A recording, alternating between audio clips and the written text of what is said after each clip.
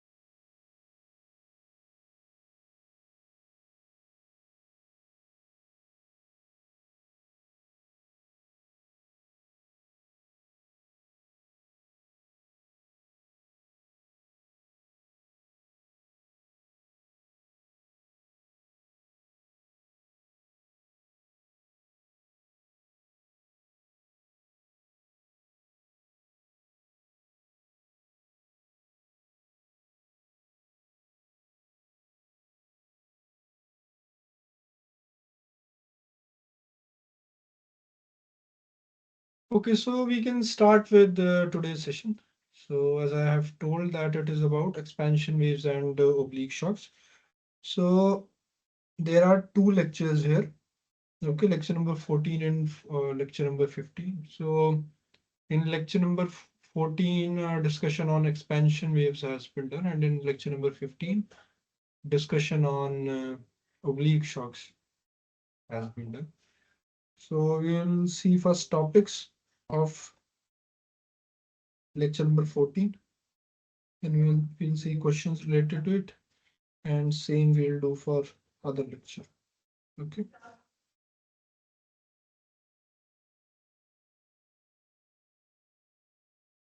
So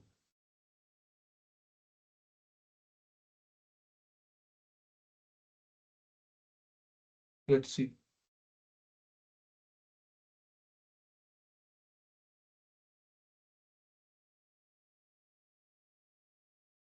So first we have expansion waves, right? Lecture number 14, we have expansion waves.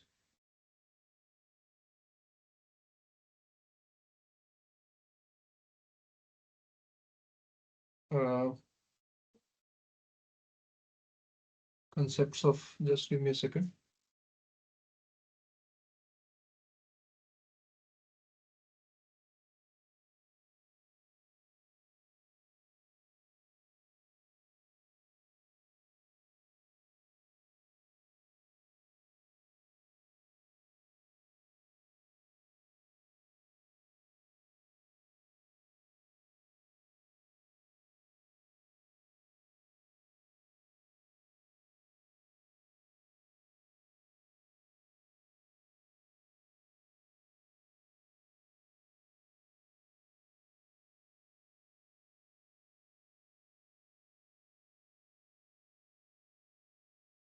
So I was talking about expansion waves.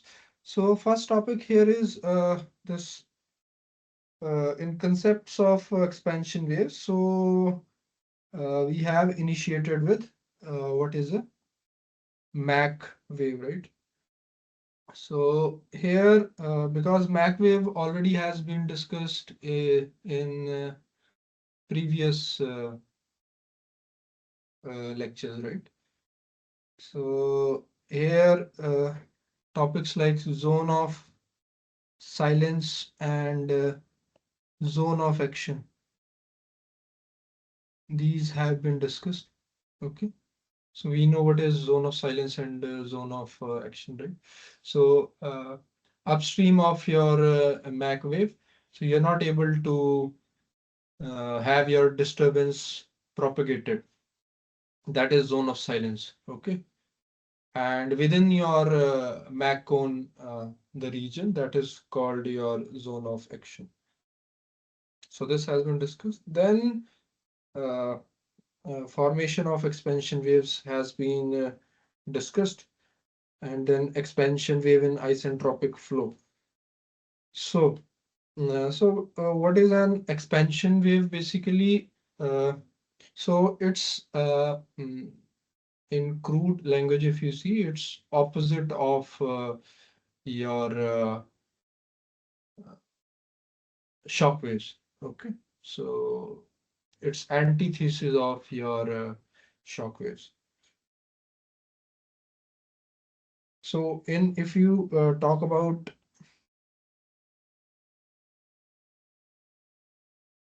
flow properties, right?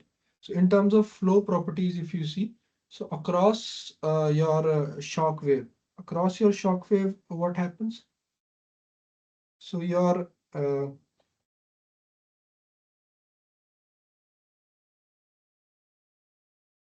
so these properties increase, right? Static properties increase. So here P2 is greater than T1, right? T2 is greater than T1, and rho 2 is greater than rho 1, right? But uh, in case of your expansion fan, what happens? Expansion wave or expansion fan, what happens? Cross your expansion wave, what happens?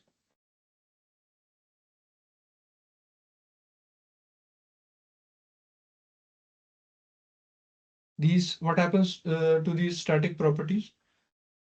So these basically decrease, right? So your P2 will be less than P1, your T2 will be less than T1, your ρ2 will be less than your ρ1. And if you talk about the velocities, right? So across the shock wave, what happens to your Mach? So this, if M2 is downstream of your Mach and M1 is upstream of your Mach, so what happens to it? So your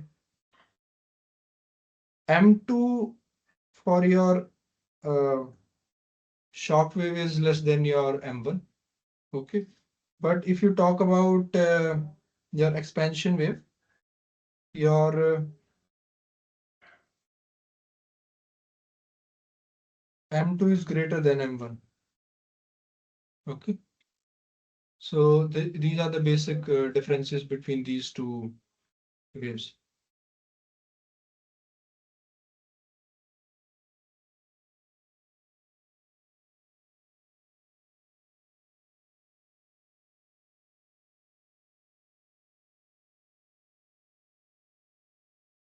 Okay.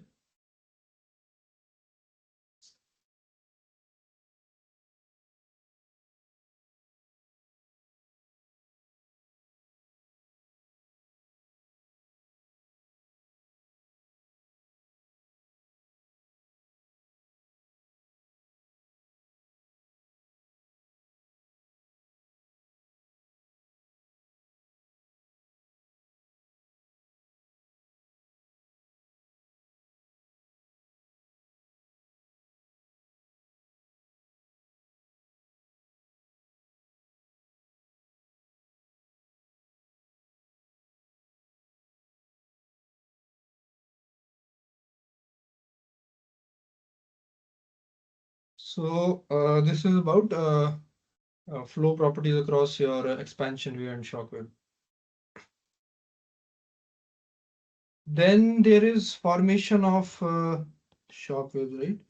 So formation of expansion wave. So this modeling that has been given the name to this particular week's content. So this basically is it. Okay. So modeling. So how do we do modeling?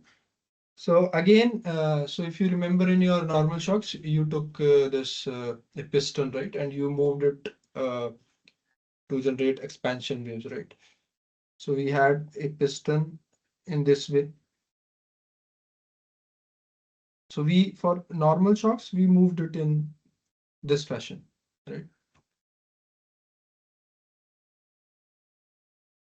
Now for your expansion wave, what you do,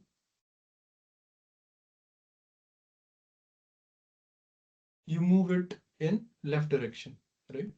So for first movement, you'll have one expansion wave, right? Then for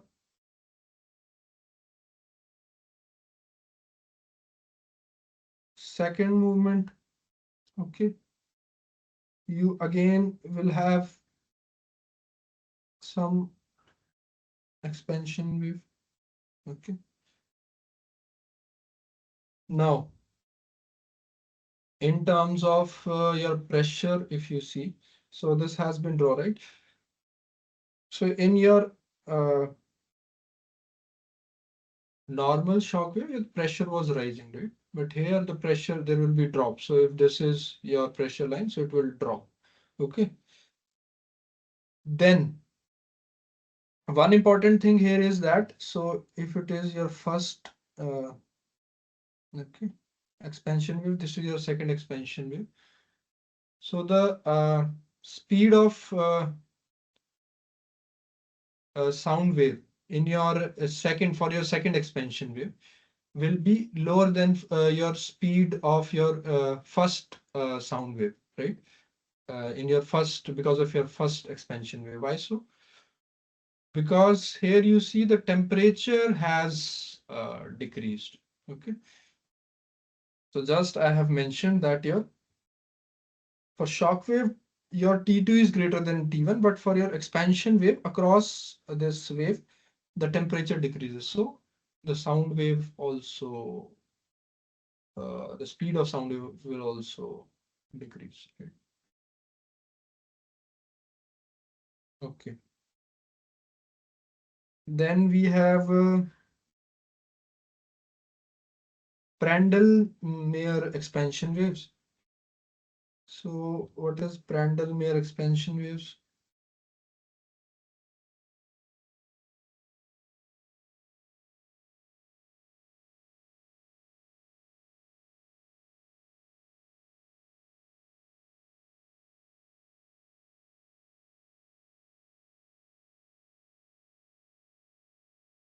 So for your Prandtl-Meyer expansion waves, so it is like this. You have a convex corner. Okay. So I hope you understand what is convex, what is concave, right? From the lenses, if you see, right? So, so if you see, this kind of is convex, right? And this kind of is concave. So like this round like shape, right? So here also we have this round like shape. That's why we are calling it this convex corner. Okay.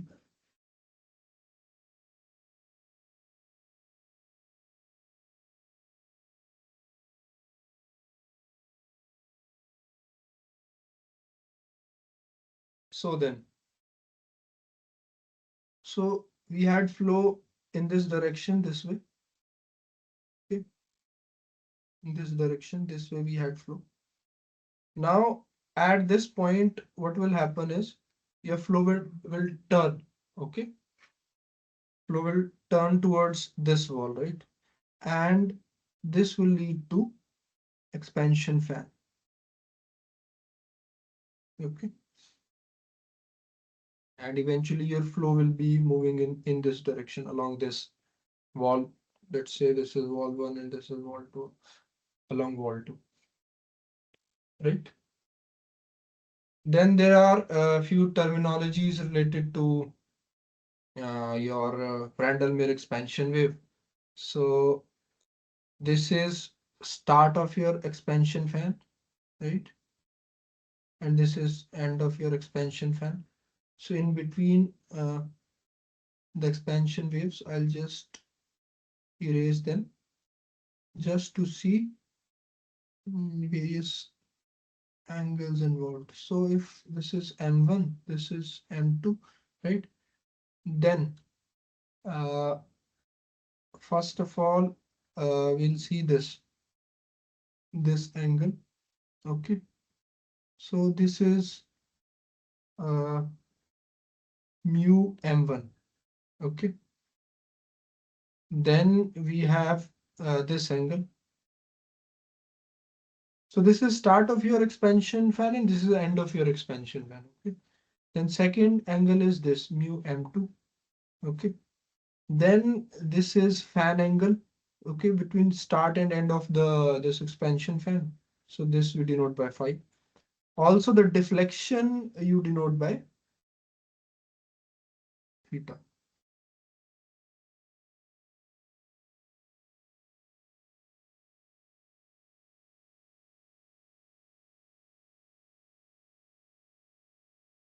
Right. So these are the terms. Then so how we can calculate all these? So let's see this. Okay. So your first you see mu m1. So this is sine inverse of 1 by m1. Okay. Then mu m2 is sine inverse of 1 by m2. Okay.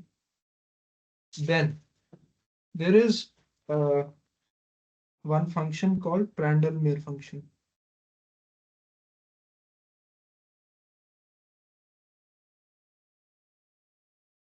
So its value is this. So it's denoted by nu. Okay. So this is gamma plus 1 by gamma minus 1 root tan inverse of gamma minus 1 by gamma plus 1 m square minus 1 root minus tan inverse of m square minus 1 root. So this is their Prandtl-Meer function. Okay. Now what is the use of this Prandtl-Meer function? So you can calculate theta from it. Okay. So like I said, if m2 is uh, downstream of your expansion wave, okay, and m2, and m1 is upstream of your expansion wave, then we can calculate theta this way. Okay. Also, now if you have theta, you can calculate your fan angle.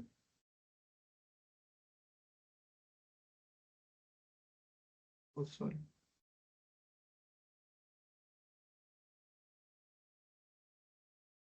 So your fan angle is like this.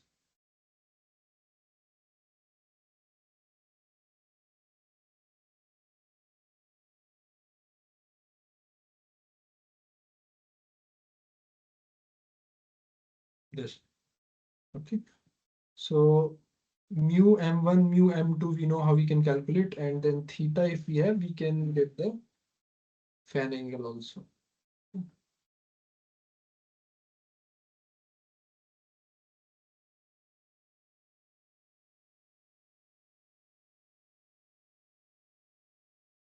So this is there. Then, okay. So this is about your expansion waves. Okay. Then we shall see questions.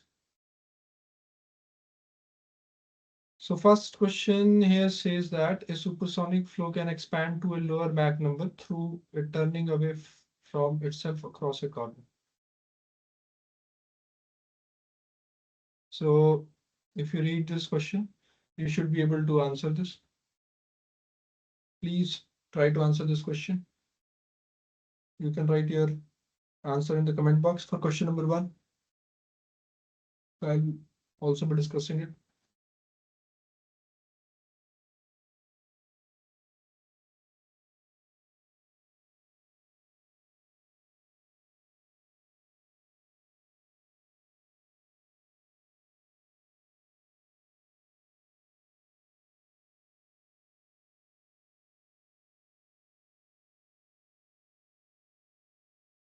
So the language, if you see of the question, is turning away from itself across a corner.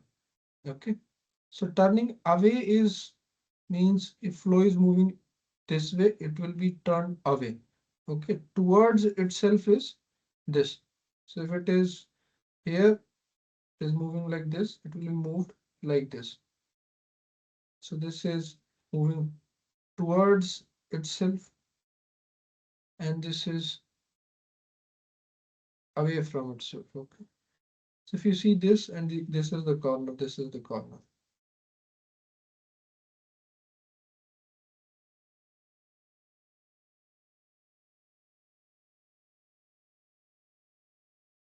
So these two things are there.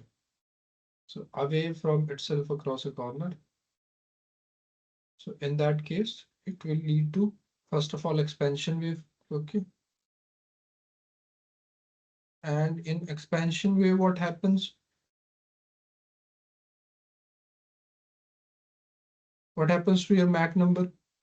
So if this is M1, this is M2, what will happen? Your M2 will be greater than M1. Okay. So because the statement is opposite, so this will be a false statement, right?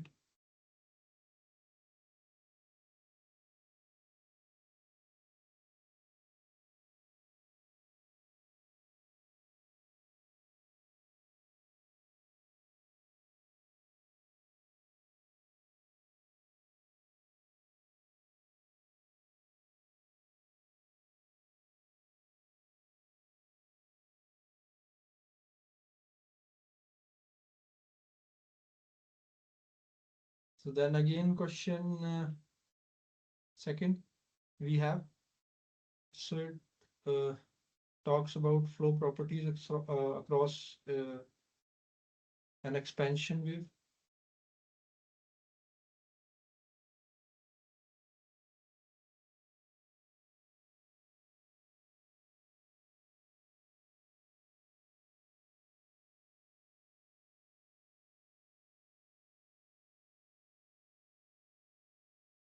So it says that what does the propagation of an expansion wave in a medium lead to?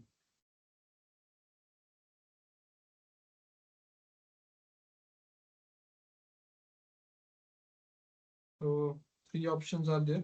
Please try to answer this question.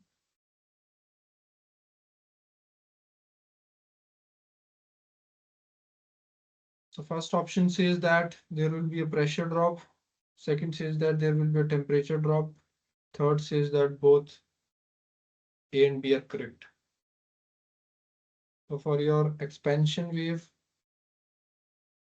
what happens to your static properties? You can see here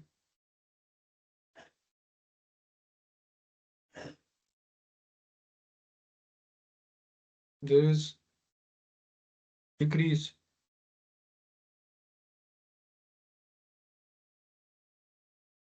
in static properties.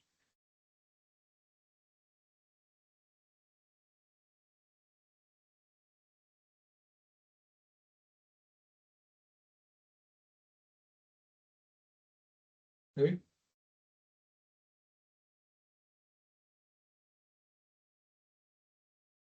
So the second question. So there will be a drop in pressure, there will be a drop in temperature. So both A and B are correct.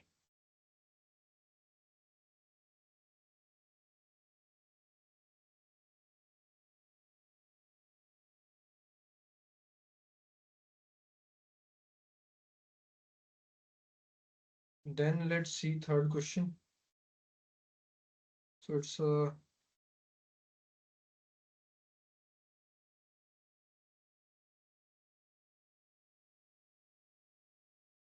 numerical. Now please read this question and try to see how we can solve this.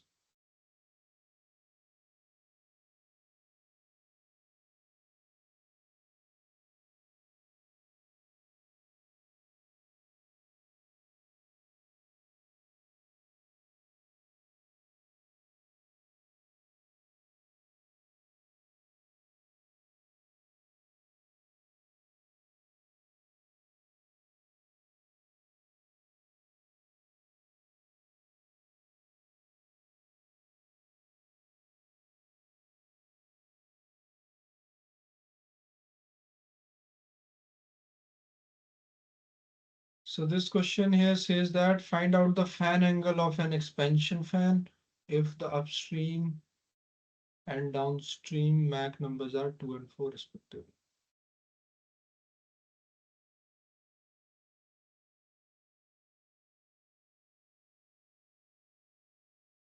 So we need to find out here phi.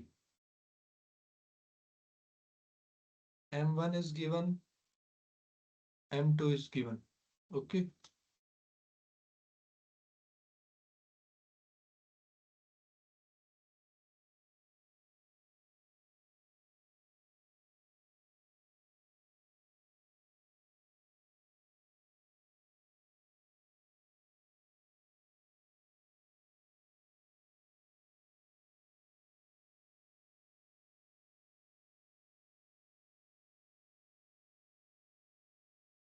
Now, if you see the formula that I have written, so for fan angle, you need mu m1, mu m2, theta. Mu m1 you can calculate from m1 that is given to us. Mu m2 you can calculate again from m2 that is given to us. But then theta is theta given to us. Theta is nowhere given to us. So theta we can calculate from this Prandtl-Meyer function. Okay. So from here we can calculate it, right? So question number 3 solution. M1 is 2, M2 is 4. Gamma is 1.4, right?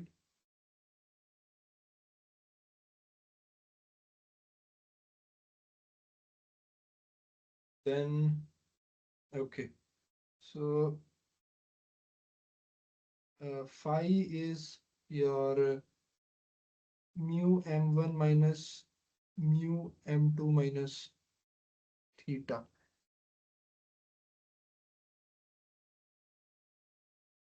This.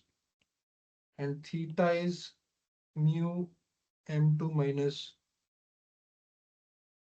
mu M1. Okay. Mu M2 is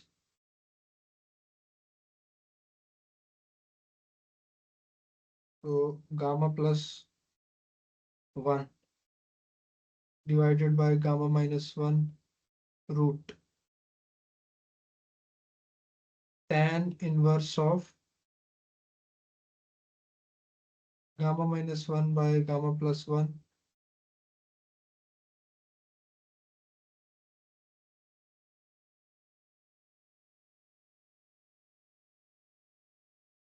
m square minus 1 root tan inverse of this root, then minus tan inverse of m square minus 1 root. Okay, so this, then this becomes 2.4, 0.4 root tan inverse of 0.4 divided by 1.4 into m square. So for m2 this is 4 square, that is 16 minus 115. So this minus tan inverse of m square 16 minus 115 root. So this is there. Okay. And now if you calculate this, this will come out to be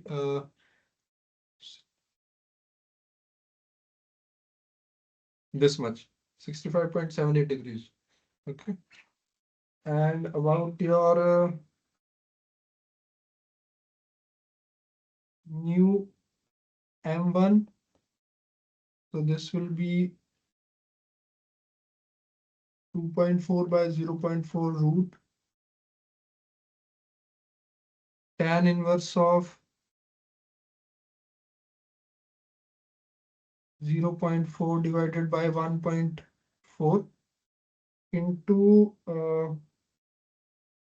this will be 2.4. Okay. 2.4 into m square m1 square minus 1. So m1 is 2. So 2 to the 4 minus 1, 3. Okay. This minus tan inverse of again m square minus 1 root 3.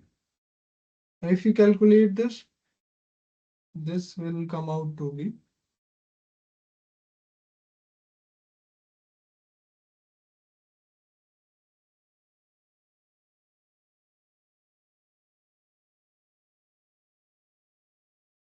26.37 degrees. Okay.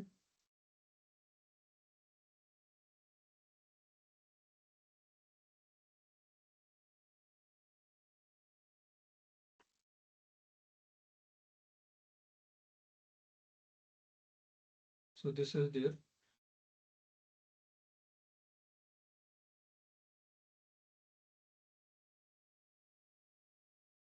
Then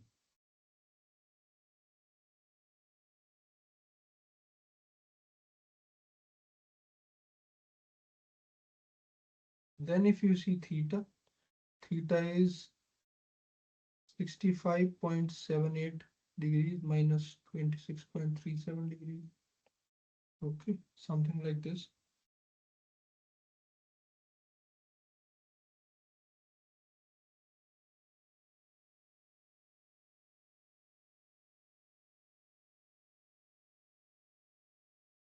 So this is there, 39.41 degrees.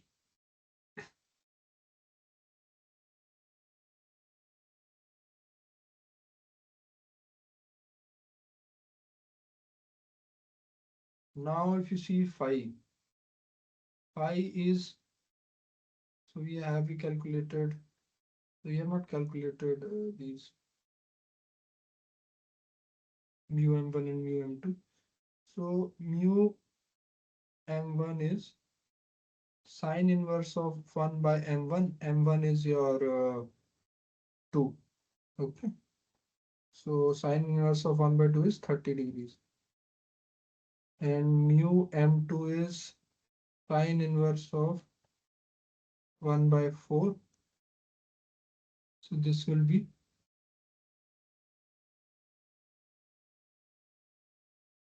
14.47 degrees. Okay. Now fan angle you can calculate. This is 30 degrees minus 14.47 degrees minus 39.41.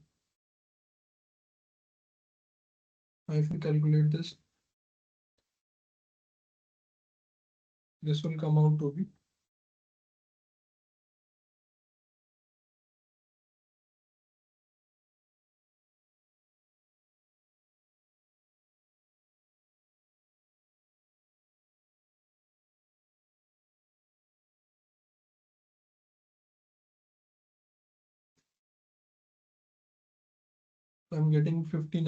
54.94 degrees.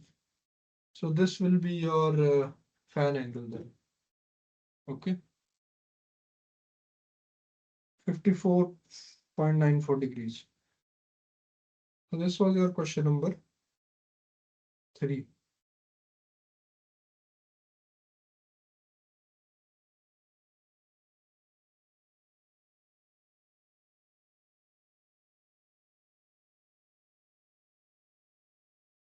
Then moving on to your next question.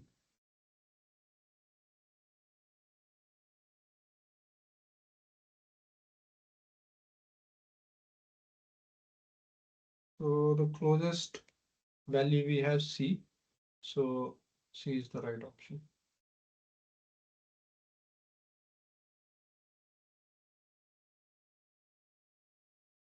I hope this is understood.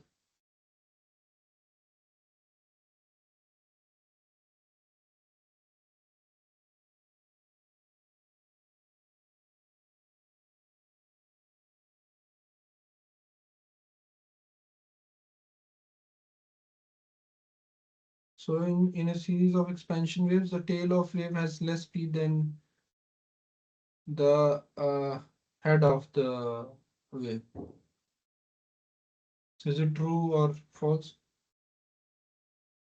So when we were modeling expansion waves, so this is your tail, this is your head. The first one is your head. So now if you read the question, so tail of the wave has less speed. So that is true. Because the medium in which this tail will be traveling, it will have temperature less than the uh, temperature that was there for this expansion wave that was initiated before this expansion wave. Okay.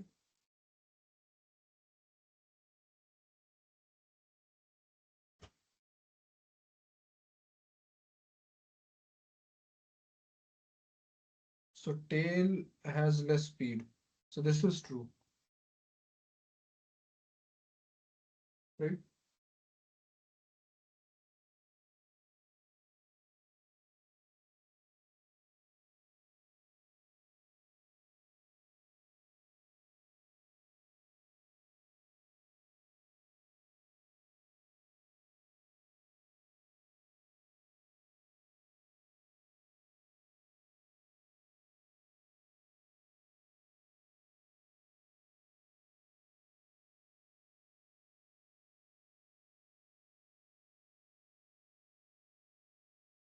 Then next question is there. Across an expansion wave, there is increase in or decrease in static pressure. There is, so across your shock waves, static pressure increases. Across your expansion wave, opposite will happen. So the static pressure will decrease.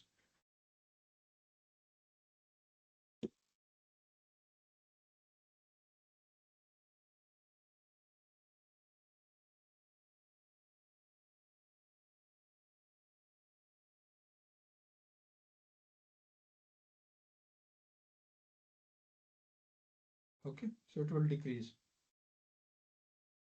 So what will happen? Next question says that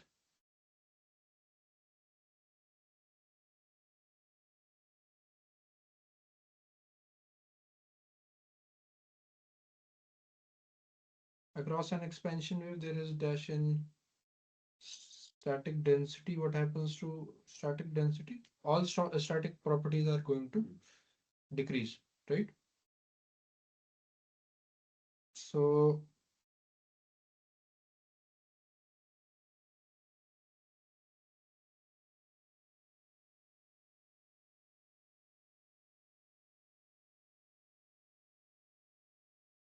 this also is going to decrease.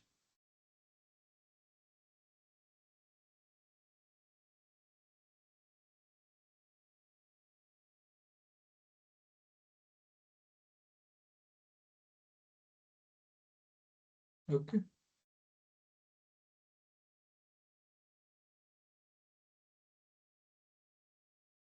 So now question asks about Prandtl-Meyer function.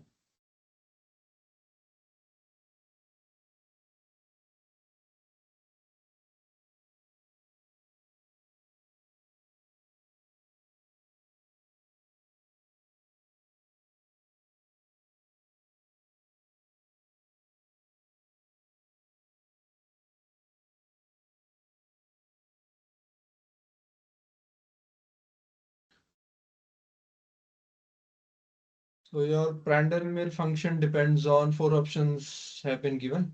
First is your specific heat ratio only. Then it says that upstream Mach number only. Then it says that downstream Mach number only. Says that specific heat ratio and upstream Mach number only.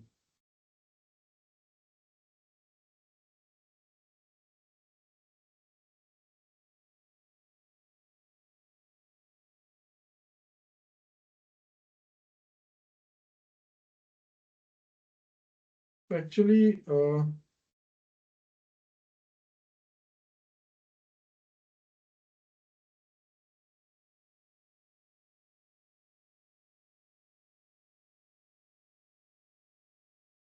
it should not have been there's no relation to upstream or downstream, I believe. Okay, because when we calculate theta, so we calculate it for upstream also and we calculate it for downstream also, right?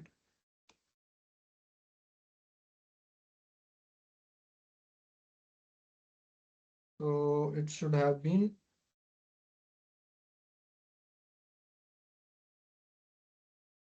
so it depends on specific heat and Mach number. Okay, so it can be your upstream Mach and it can be your downstream of your uh, expansion wave. Okay, Randall-Meer expansion wave.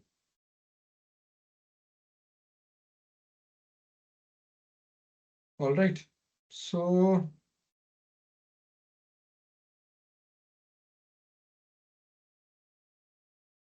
this is question number 7, right?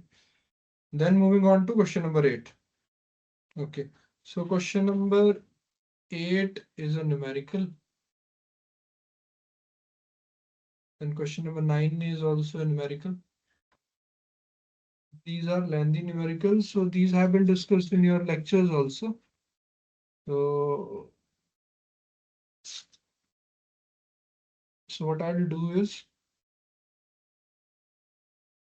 I'll move to oblique shocks, right? And if the time allows, I'll discuss these numericals because these have been discussed in your lectures also. Okay.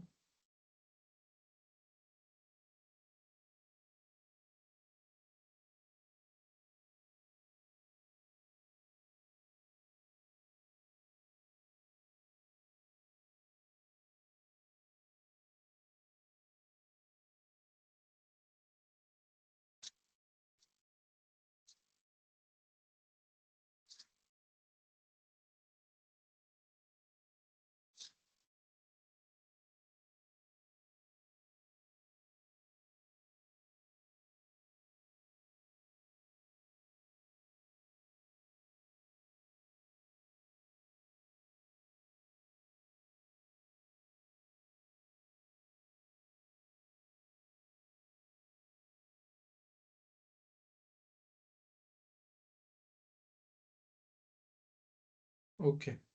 So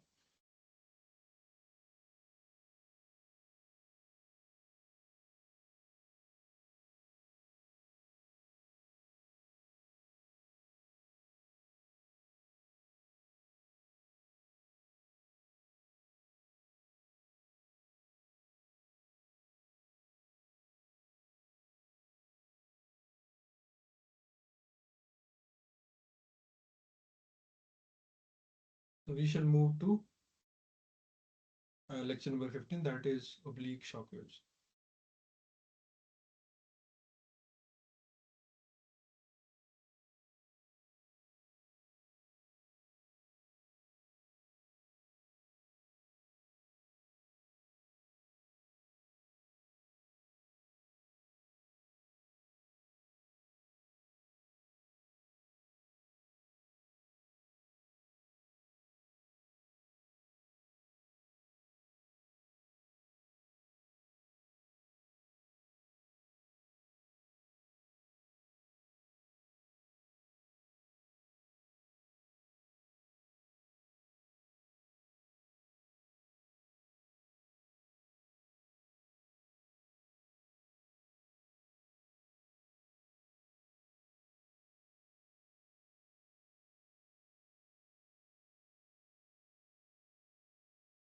So these are the topics.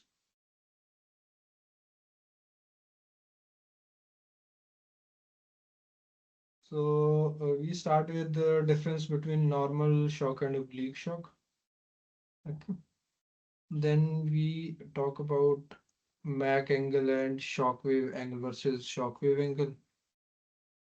Then we see governing equations for your oblique shocks. So here, which component of the velocity we take upstream of the oblique shock and downstream of the oblique shock, so that will matter. Okay. And based on that only, uh, we will get our governing equations. Then oblique shock relations, different relations are there. Then theta beta m relation is there that relates your deflection angle of your oblique shock with your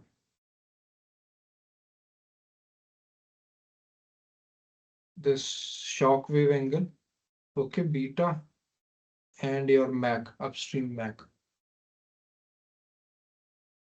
And then pressure coefficient also related to this oblique shock has been discussed.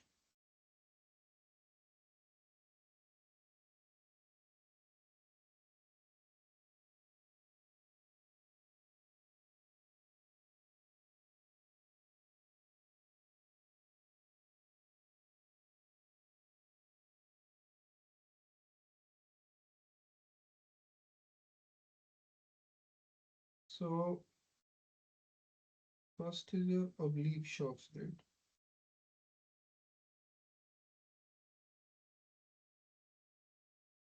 So lecture number 15, oblique shock waves. As the name suggests, oblique. Okay.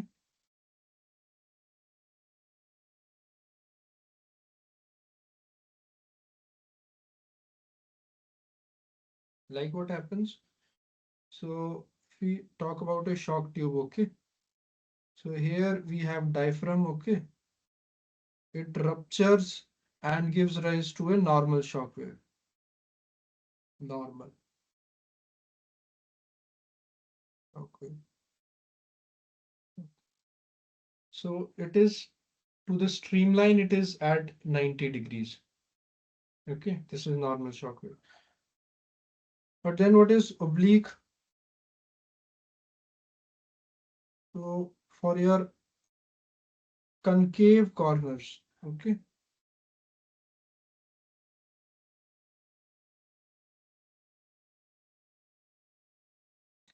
For your concave corners,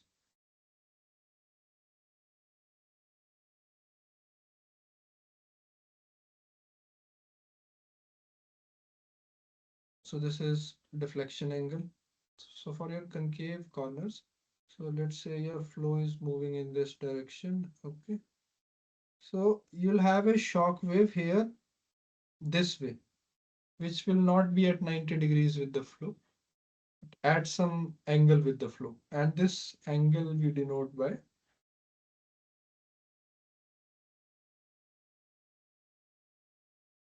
this beta, okay. We denote it by beta, okay.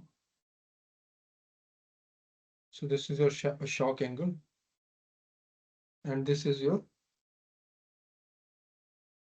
oblique shock. Now across the shock, what will happen?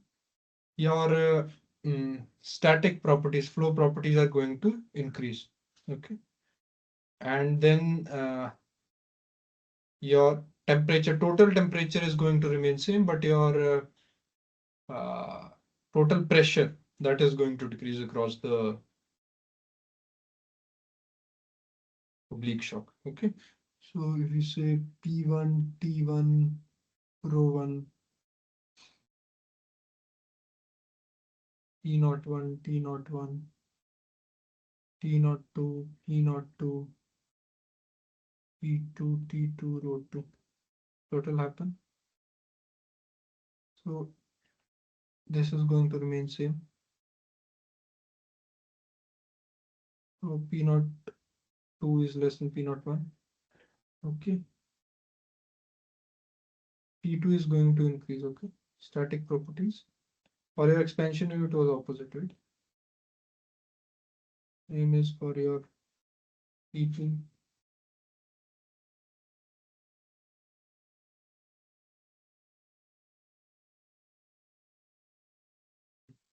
This is for your rho2.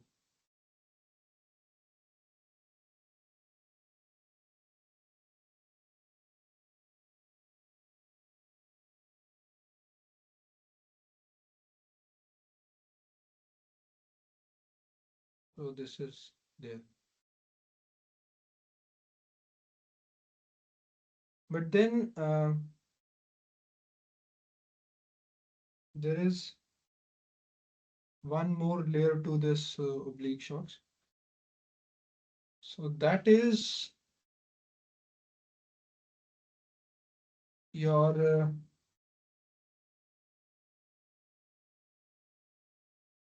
components. So how the this so let me draw this diagram, then it will be better to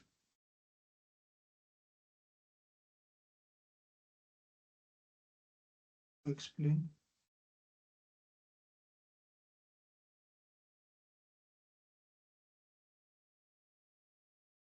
So if your oblique shock is like this, okay, let's say you have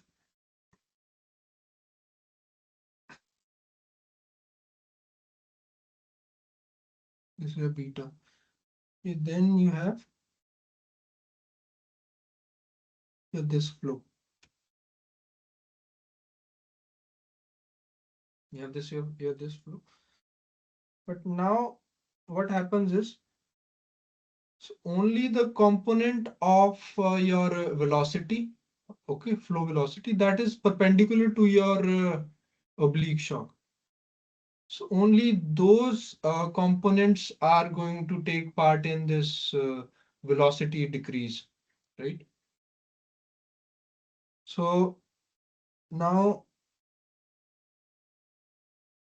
if I draw the normal component like this, okay,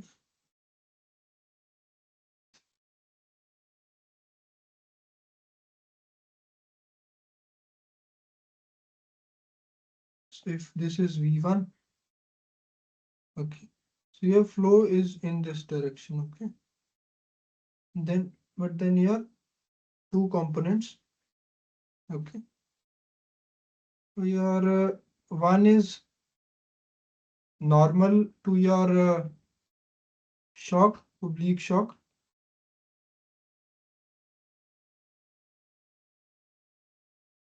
and one is along your oblique shock. So the component that is along your oblique shock, like V1. So here nothing is going to change, okay? No changes will happen in velocity. Then if you see this, okay?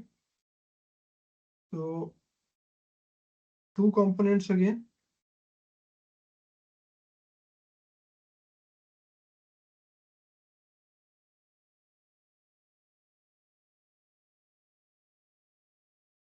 So this is your V2, capital V2. So two components again, this is V2, this is U2, okay?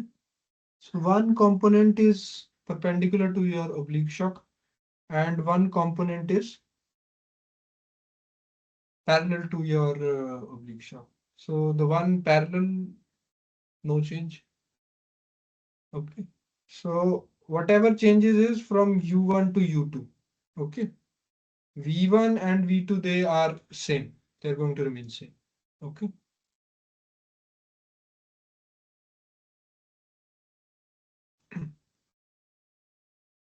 So this is about oblique shock waves. Then governing equations, if you see.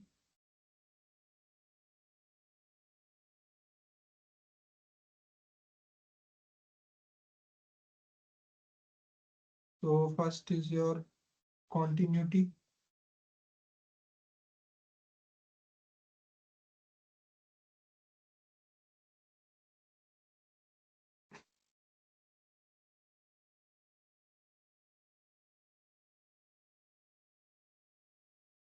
So continuity equation, if you see, so rho1 u1 will be equal to rho2 u2. Okay. So the normal components are being involved.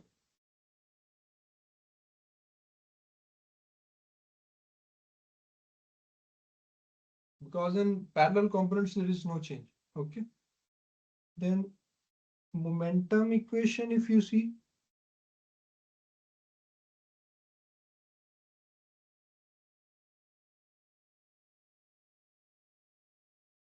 so V1 is equal to this I've already told. Okay. Then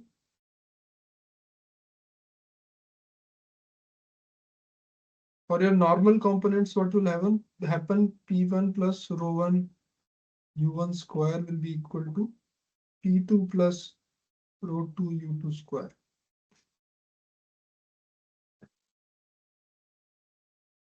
So this will be there.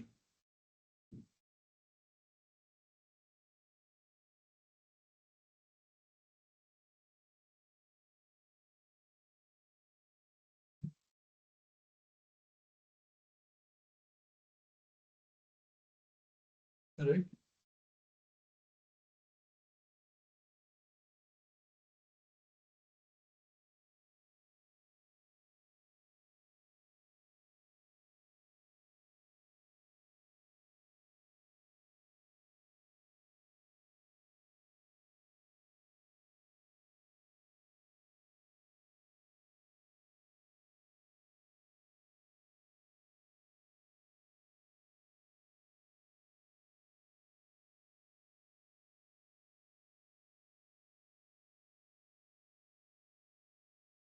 In your energy equation, what will happen?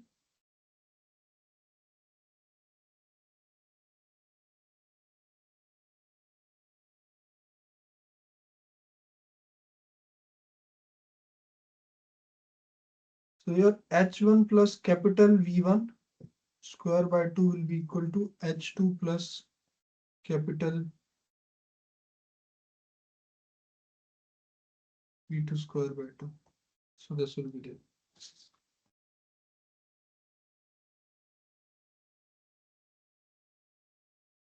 Okay.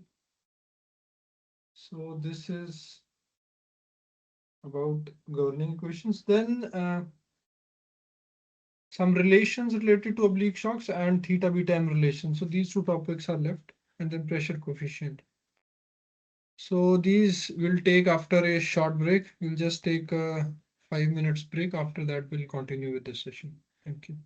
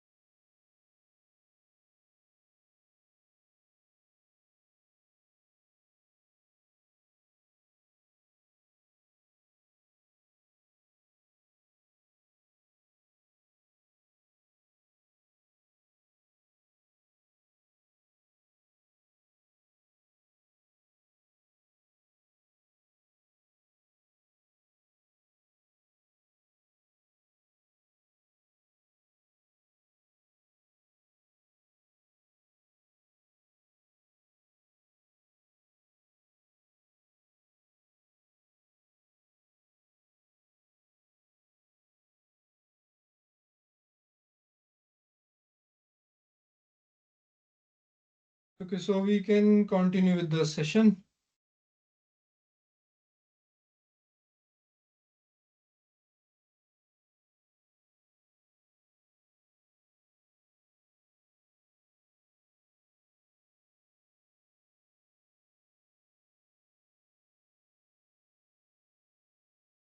So I talked about energy equation. Then oblique shock relations, let's see.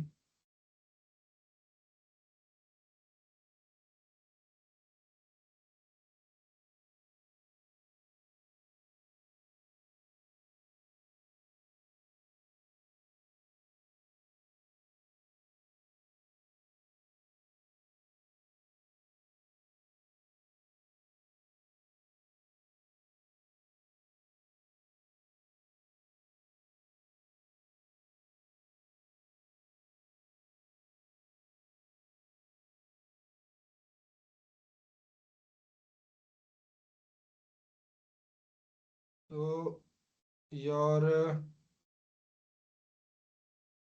now here for V1, in case of V1, you can also write M1, right? And here for normal component, you can write Mn1. For normal component, you can write Mn2. Okay, here you can write M2 also.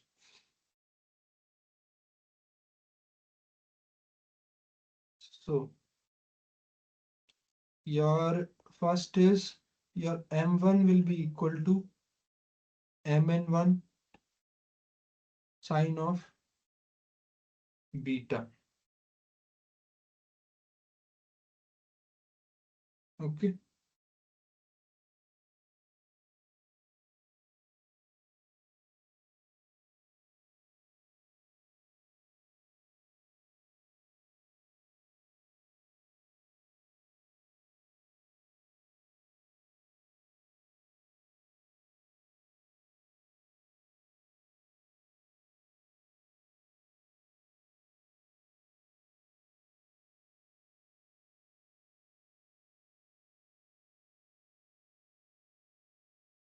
So this is there.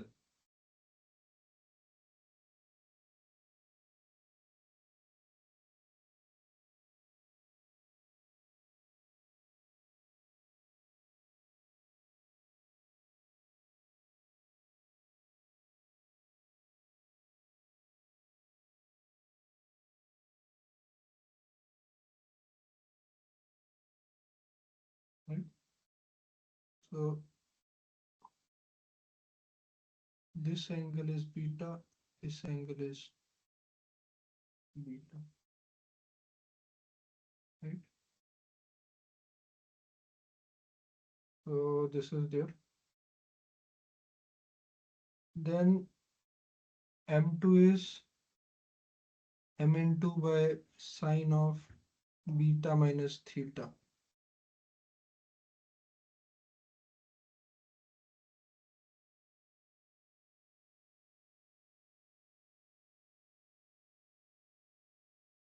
Basically, this angle, okay? This angle.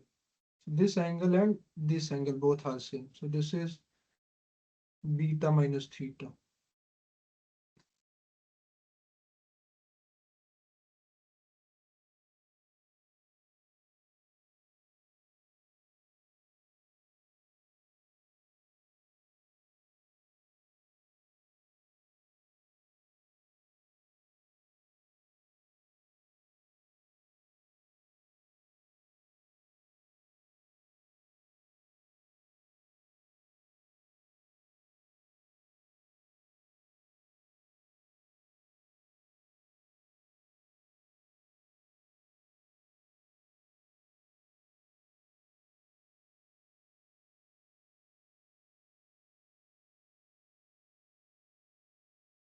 So this is there.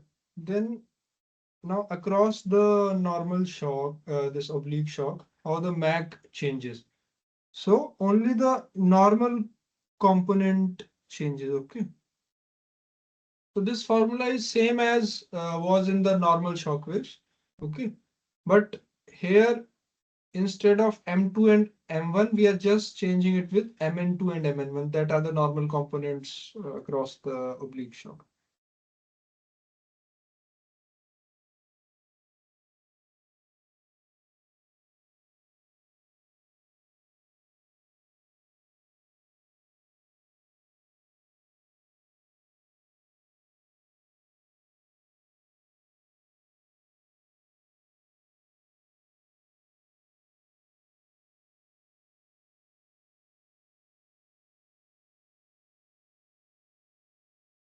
Then there are ratios also given, rho 2 by rho 1, that is equal to gamma plus 1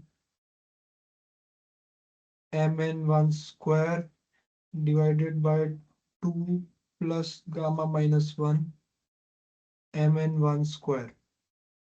Okay. Then P2 by P1 is there, static pressures.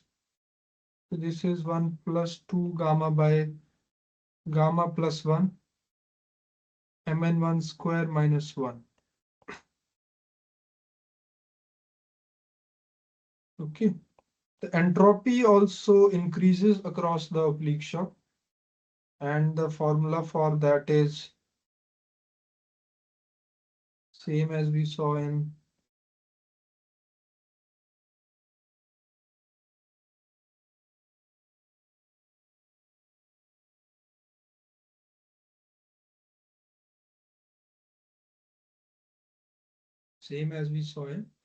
normal shock waves.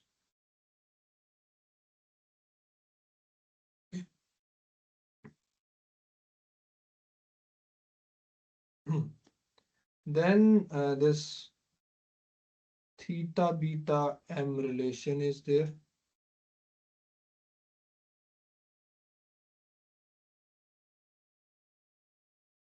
Which says that tan of theta is equal to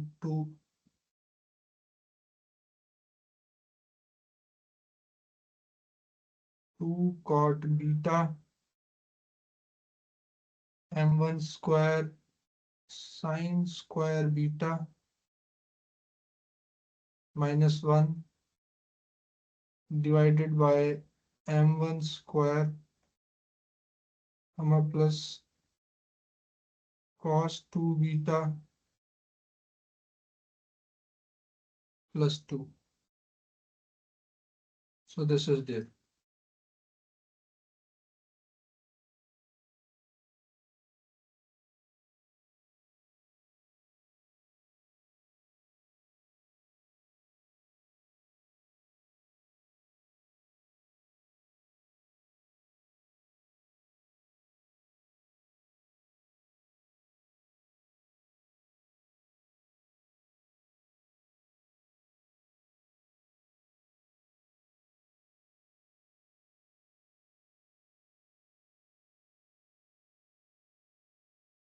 And there is one expression for pressure coefficient also.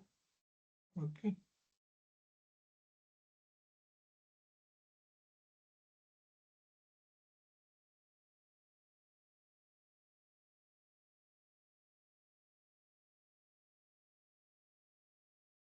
So pressure coefficient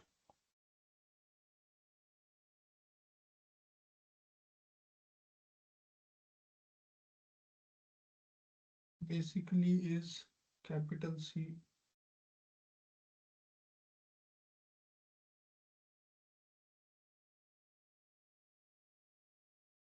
this is it. Okay. So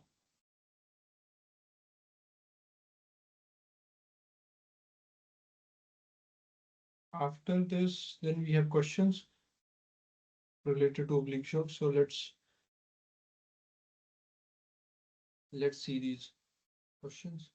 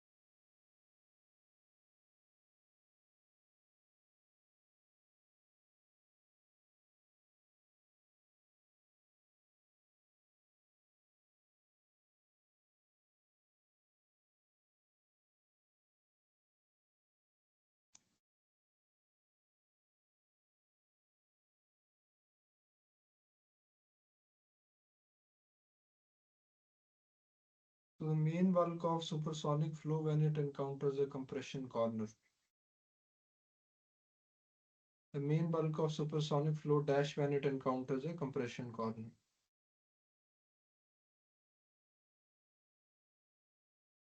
So compression corner means this oblique shock giving corner, okay, or concave corner, right?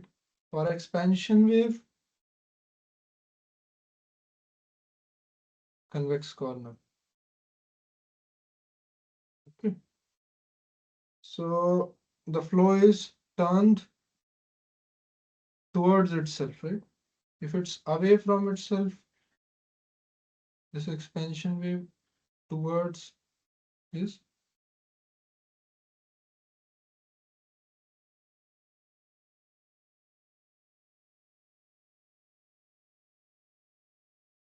expansion wave.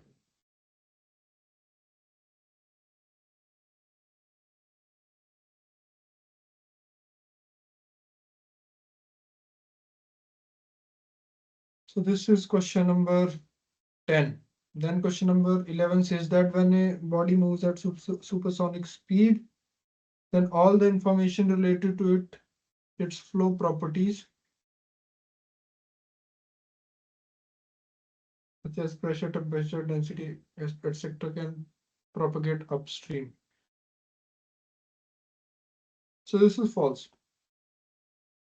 Okay, that is what we saw when we discussed this Mach wave, right?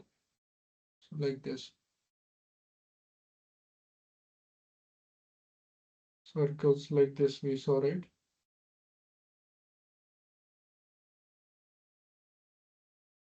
So here in this region, we don't see any propagation. So this is false statement.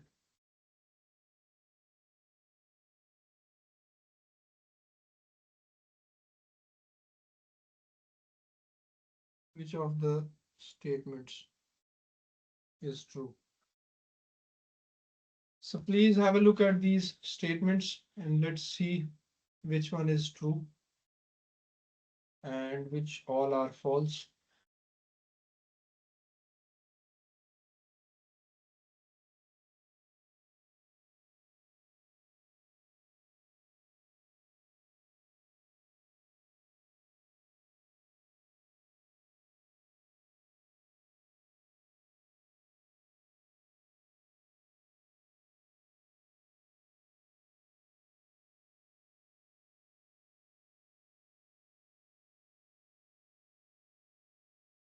It says that normal shock waves are special case of oblique shock waves in which streamlines are parallel to. So it talks about not normal shock waves. Streamlines are parallel to shock waves.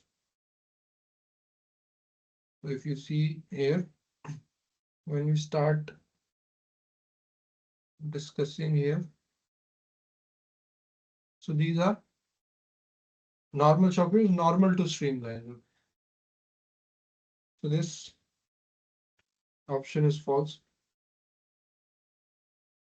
Normal shock waves are special case of oblique shock waves in which streamlines are perpendicular to the shock wave. So this one is true. Oblique shock waves are special case of normal shock wave family in which streamlines. So this is not true. Okay. So oblique shock waves are not the special case. Normal shock is the special case of oblique shock waves. Okay. So D comes out to be the correct answer to this question.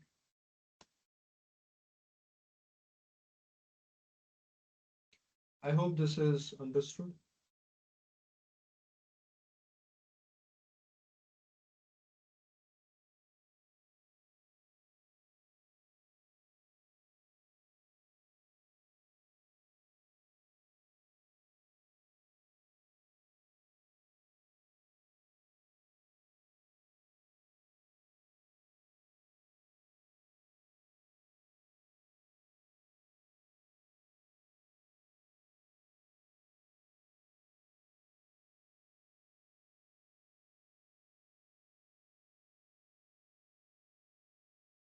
So question number 13 says that oblique shock waves are analyzed in dash flow fields, so 1D or 2D. So you need for normal shock, you can do this 1D analysis. Okay. But for your oblique shock waves, you would require 2D analysis. Okay. Because your flow is moving in this direction, so it will turn also, right? So second dimension you'll have to take into consideration. So this is that. Question number 13. So stagnation pressure across an oblique shock. So what happens to stagnation pressure? So it is going to decrease. So for your oblique uh, shocks also, this is the case. Okay. But what is the difference between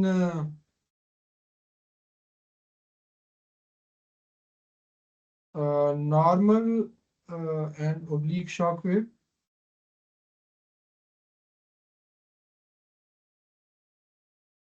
Is that the pressure loss here in normal shock? Okay. Pressure loss in normal shock is greater than the pressure loss in your oblique shock.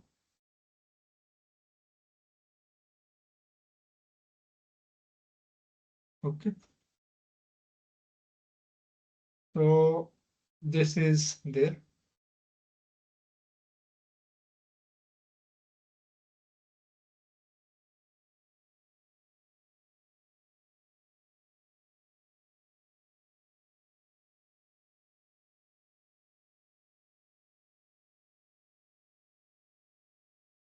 So for your supersonic inlet designs, when you do that, so one design requirement is that you have to keep your pressure loss minimum. Okay. So there you take help of to compress, you take help of oblique shocks and normal shocks, right? Where in engines you don't have compressors and you are compressing the inlet here through shock waves only. So there you have to take this into consideration, these pressure losses. Okay, question number 14, it was there. So it decreases. A option. So Mach wave is the limiting case of oblique shock. It is infinitely weak oblique shock. That is true. Okay. So Mach wave is infinitely weak oblique shock wave. So as your beta is increasing, your strength of your oblique shock is increasing, and as it is upright at 90 degrees, that is the strongest oblique shock, right? Normal shock wave is the strongest oblique shock.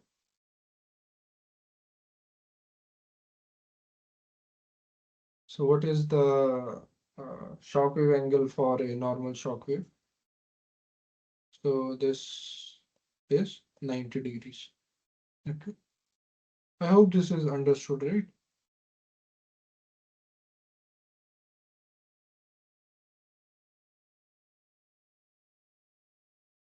So this beta, if it is theta, this is beta. When this beta is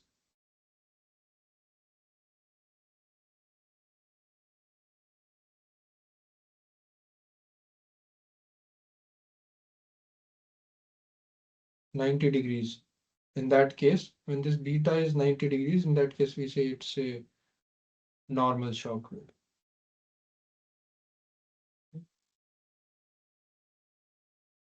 So out of the four options, C is the right option.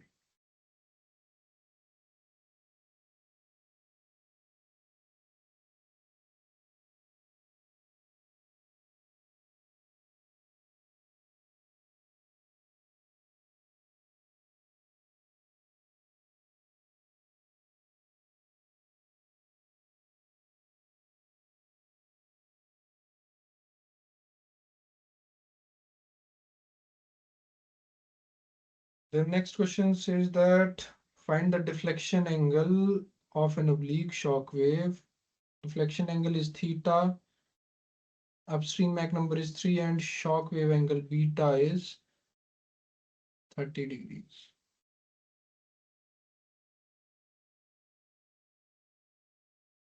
Upstream M1 is 3.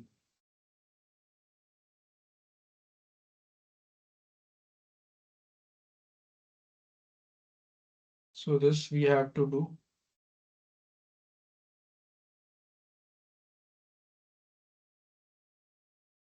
Sorry.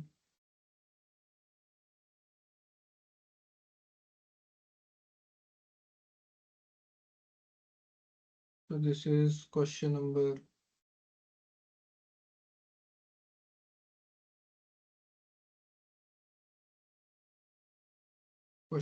17.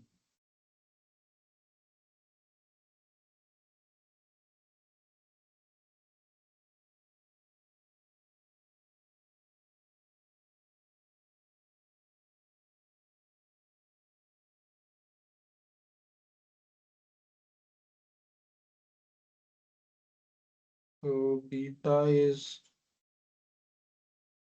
30 degrees, M1 is 3,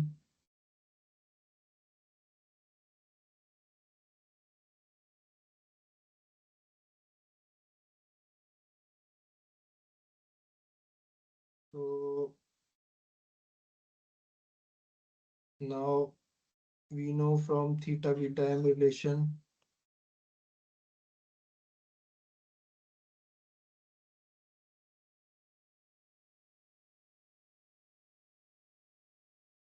tan theta equals to 2 cot beta M1 square sine square beta minus 1 divided by M1 square cos 2 beta.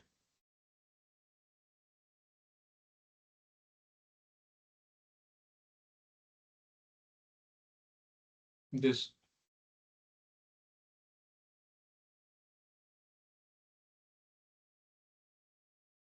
So this is there. Then cot beta, if you see, cot beta is cot of 30 degrees. So this is 1.73. Then M1 square is 9. Then sine square beta is 0 point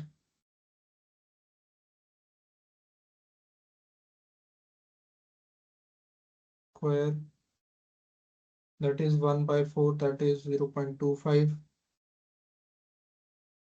Then tan theta becomes 2 into cot 30 degree, 9 into sine square beta, that is 0.25 minus 1 divided by 9 into 1.4 plus, so cos 2 beta also we have to calculate. Cos 2 beta is cos of 60 degrees. So this again will be half, that is 0.5. Okay. So this is 0.5 plus 2.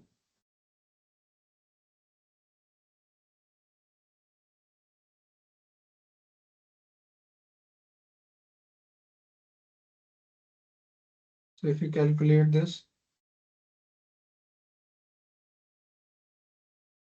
cot of 30 is 1.73.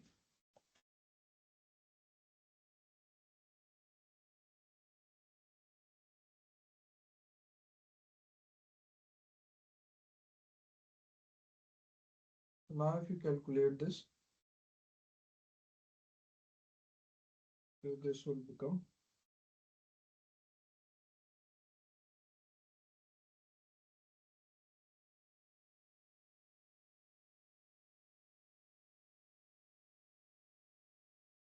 if you calculate this, this will come out to be something like this.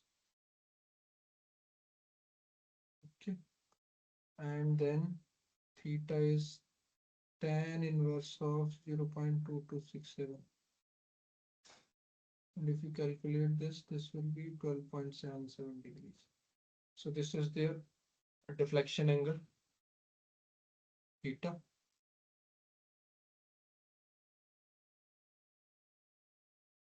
Okay. So this was your question number 17th.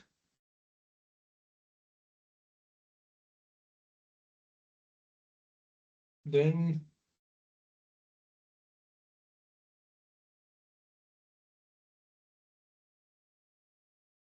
one more question is there. Okay. So after this, we'll end this session. So question number 18. So this says that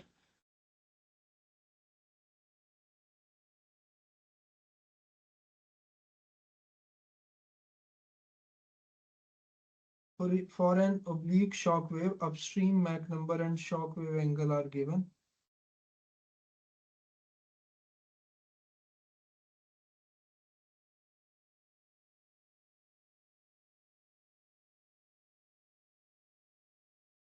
Upstream Mach number and beta. Find the downstream Mach.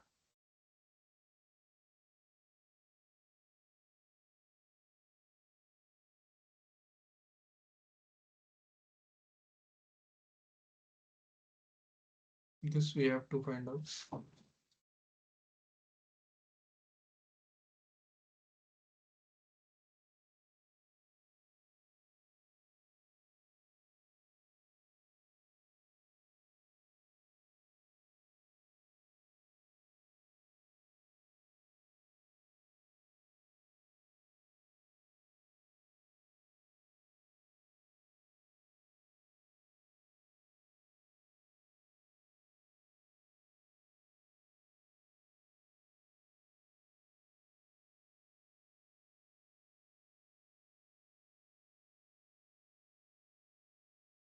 So let's see how to solve this.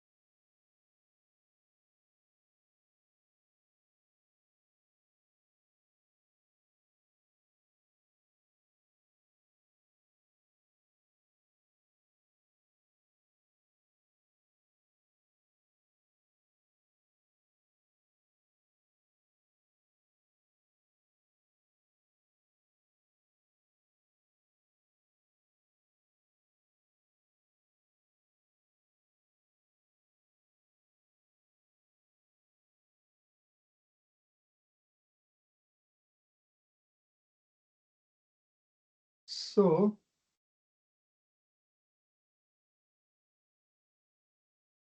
we have question number 18 solution. Now M1 has been given to us as 1.5, right? Beta has been given to us 45 degrees. Now M2 has been asked.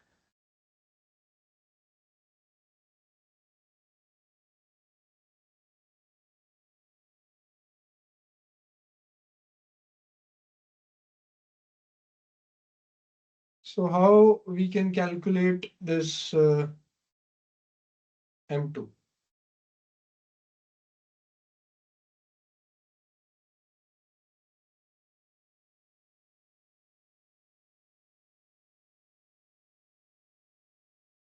if you see here in the oblique shock relations, so M2 is given by this.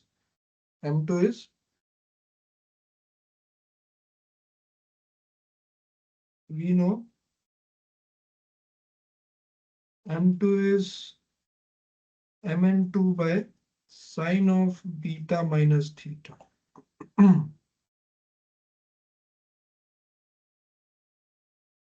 So this we know. Now here Mn2 we don't know. Theta also we don't know. Now to calculate Mn2, so let's see the relations again. So calculate the Mn2, we need Mn1. Okay, we need Mn1. Now to find Mn1, we can use M1 and beta that are given to us. Okay.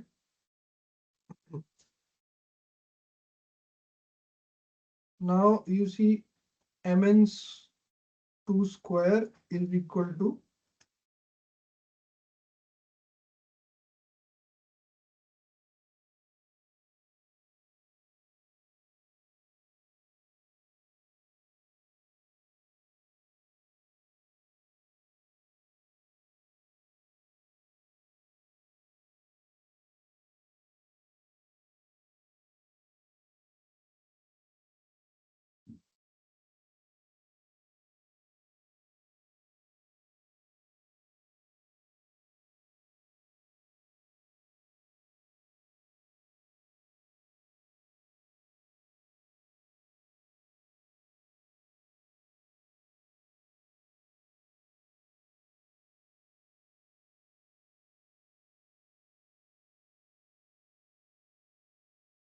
so this is there.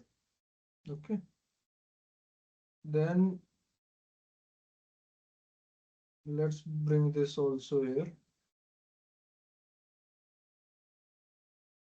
This. So we want Mn1 and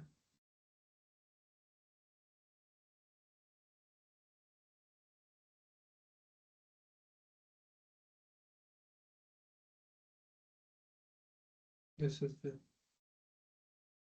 Okay.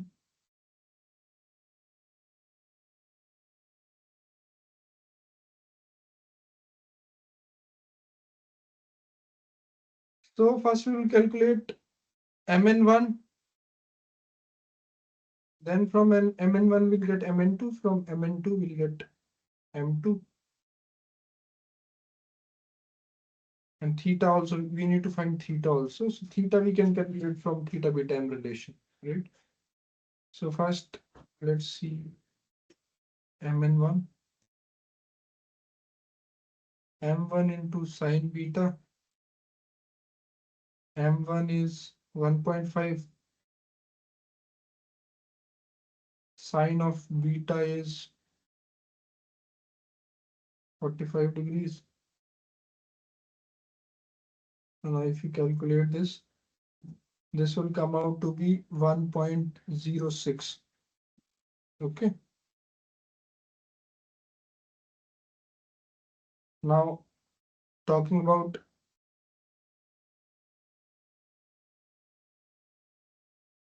Mn2. So Mn2 square 1.06 square plus 2 by 0.4 divided by 2 gamma. 2 gamma is 2.8 divided by 0.4 into Mn1 square. Mn1 square is 1.0606 square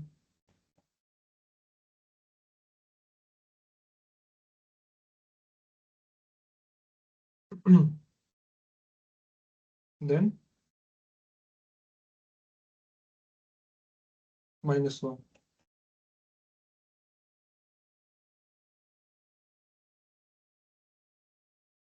Now if you do this, mn2 square will come out to be 0.8910, and in that case this your mn1 will become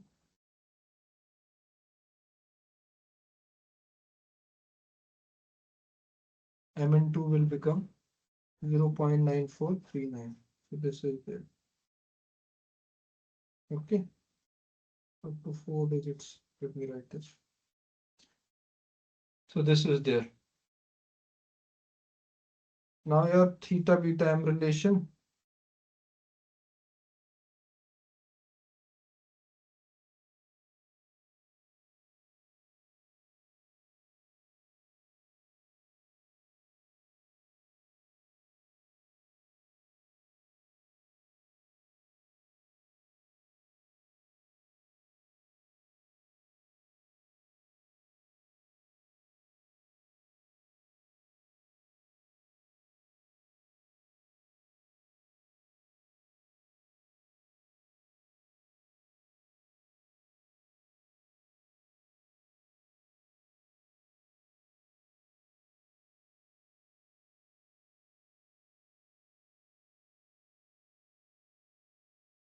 So tan theta becomes 2 into cot of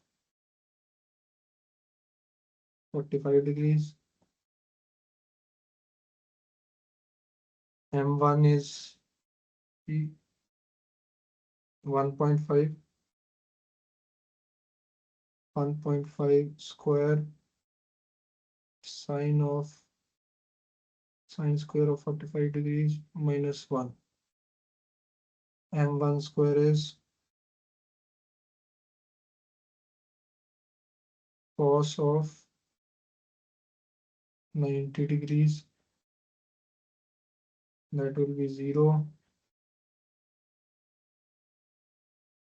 plus 2. Now if you calculate this will come out to be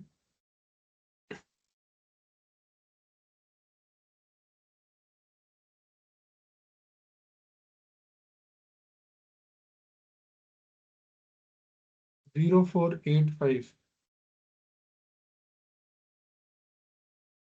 I believe. Okay. Implies theta becomes tan inverse of 0.0485, and which will be equal to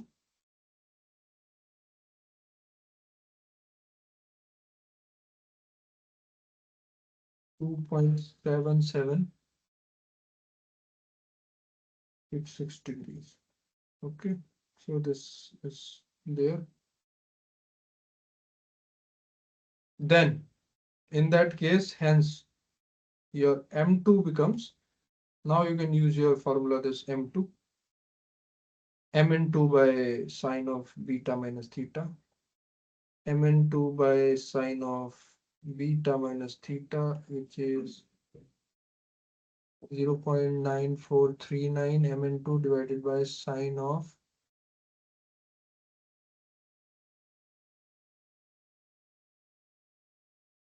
beta is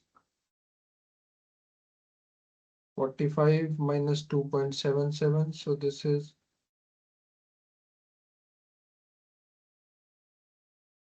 we calculate this 1.40. So this is your answer to question number 18, right? So this is it about today's session, right?